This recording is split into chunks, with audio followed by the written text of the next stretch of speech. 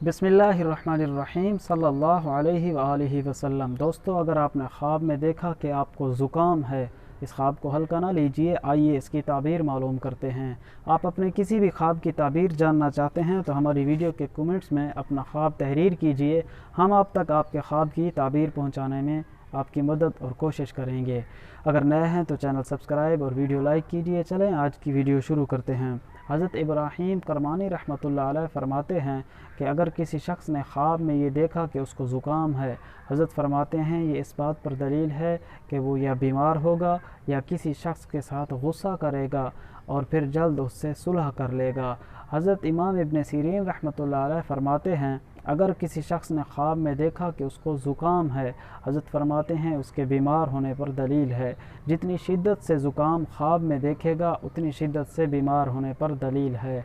हज़रत जाफ़र सादिक रहमतुल्लाह अलैह फरमाते हैं कि ख्वाब में ज़ुकाम देखना 3 वजह पर होता है। नंबर 1 गुस्सा करना, नंबर 2 नफ़ा पाना और नंबर 3 थोड़ी बीमारी का आना।